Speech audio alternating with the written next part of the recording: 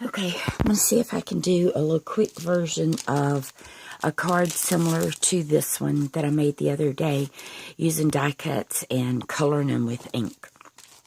And you have to excuse my voice because I have a sinus infection and it kind of causes me to have laryngitis. So this is kind of the look that I'm going to go for. I didn't want to do the exact card. I wanted to do something a little different.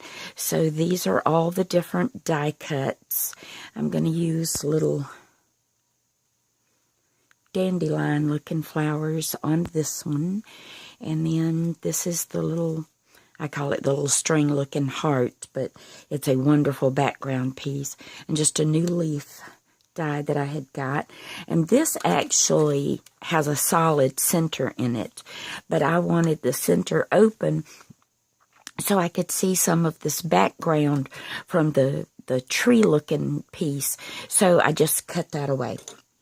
And it's just on a regular card, 4 1/4 by 5 1/2 size card.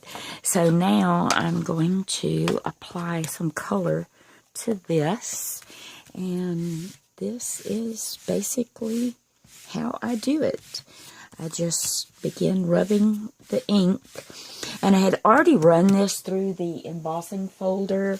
This one, you can tell I haven't taken it and cleaned it yet, but it'll go to the kitchen in a minute and get cleaned to add some of the recessed color. And then this color is just going on the top. And this is, what is this, brushed corduroy.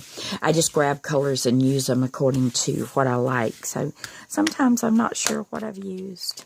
And then the gathered twigs is just a little darker and richer color.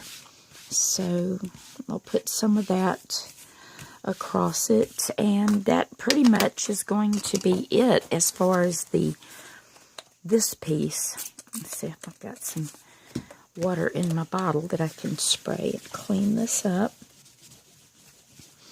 You will have, if you do it like I do it, you will have to clean that every time you do it.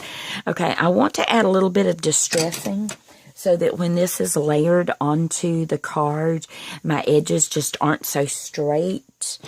The other background piece I used, it cut that decal out. So I'm just going to take my scissors, and yes, I have one of those distressing tools somewhere, but most of the time I can't put my hands on it, and this is how I learned to do this, and so I just tend to grab my scissors, and that's how I do it. And you can distress it as much or as little as you want. I just basically want enough so that the edge isn't flat against my card.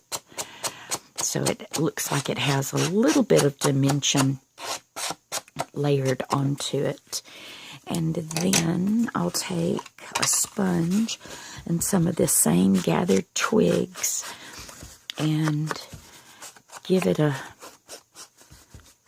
good brushing of ink with the sponge so that it takes away that white edge and it kind of darkens it and gives a little more of a framed effect. So that basically is the background all done. Now I will take the frame, and I decided I wanted to do it in a different color. On this card, I used a dark brown distress ink and colored this kind of filigree piece.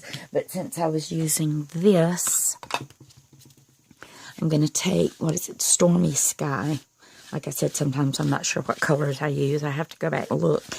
And I'm just going to rub the ink over it. And not so much worried about hitting every single piece of it. And let's get that up. And I forgot to get the tea dye out. I'm going to take the tea dye. This was my first tea dye pad. Can you see how worn it is from all the rubbing I used to do similar to this with this pad? And we're going to hit mostly so that the ink kind of grabs in those light places. And it almost gives it kind of an aged metal effect. or faux effect without having to go through a whole bunch of stuff to get it that way. So once I get it to the point that I'm satisfied with it, that's good enough for me. And then that, well, if I can pick the other one up, that will get layered over the top of that. Then I want to use, where's this, bundled sage. It's just a pretty green. So I'm going to do the same thing to color the leaf die. And just apply the ink to color put as much on there as you want. And that is pretty much all that will happen to that. Then my little, even though this is a heart shape, I love using it.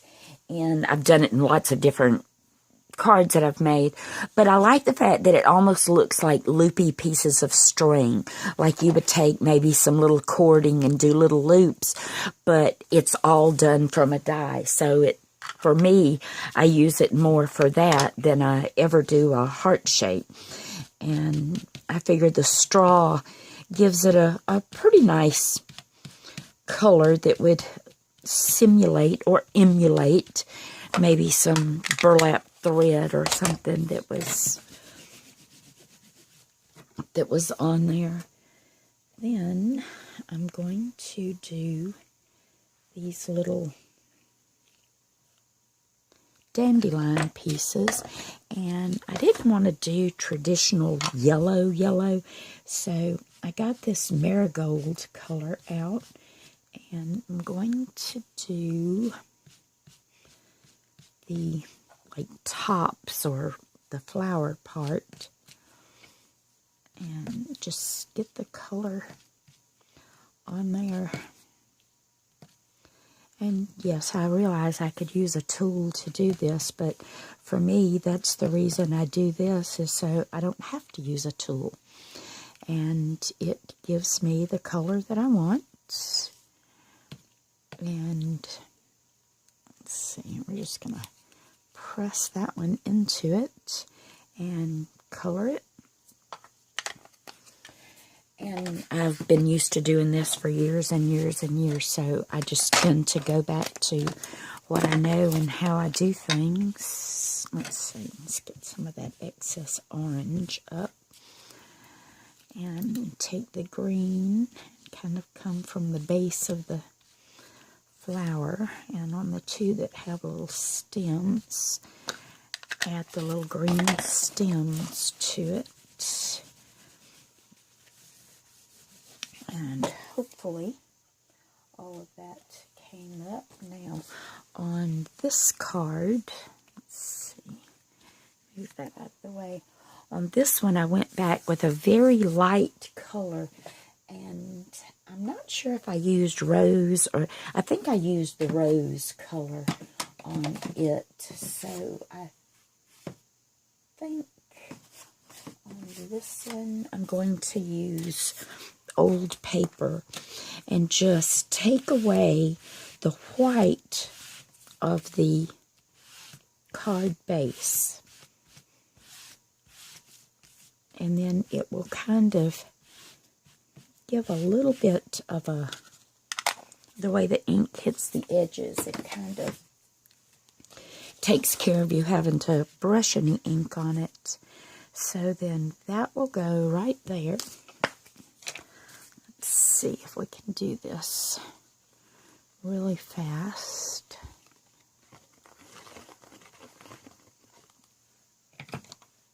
And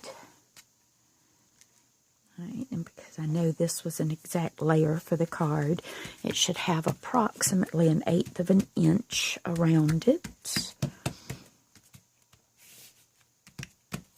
Then we will put the frame on, and I'm not going to worry about trying to glue every little piece, the little dried glue stuff on my nozzle. Not going to worry about gluing every little piece of the frame down, because once I add other stuff on top of it. I don't have to worry about that anyway. So then I'm going to center this as best I can. And then take the leaf piece and just kind of randomly apply enough glue that it'll hold it in place. And I want it about right there, because we're just building up background layers. That's all we're doing. And then I have a peppermint in my mouth if I sound weird from that, but it's the only way that I can keep from hacking continuously.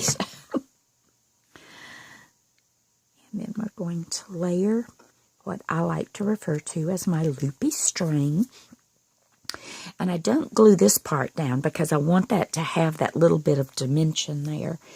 And then let's see, these two are next. And put just a little bit there and a little bit on the stem. And like I said, just kind of eyeball it, whatever looks good as far as the placement goes.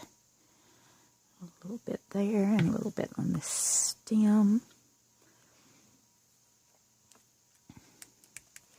And then this little bitty one here, I'm just going to put some right in the center for now. It's going to go just right up there, kind of at the corner. Then these two, the large one is going to layer over this one, and I want to kind of offset it, so you might have to wiggle it just a little bit to offset it like you want it. And then you can put the glue, and then there's that one in place. So just that quick, you've got a very similarly done card as to what I did here. And then for adding some little like doodads on this one, I went back and added these little bitty tiny gold pieces. I'll add some of those, and I'll probably put a few on the dandelion pieces. And then the centers of the dandelions, I'll choose a color of the larger pieces and stick one here and one here for sure.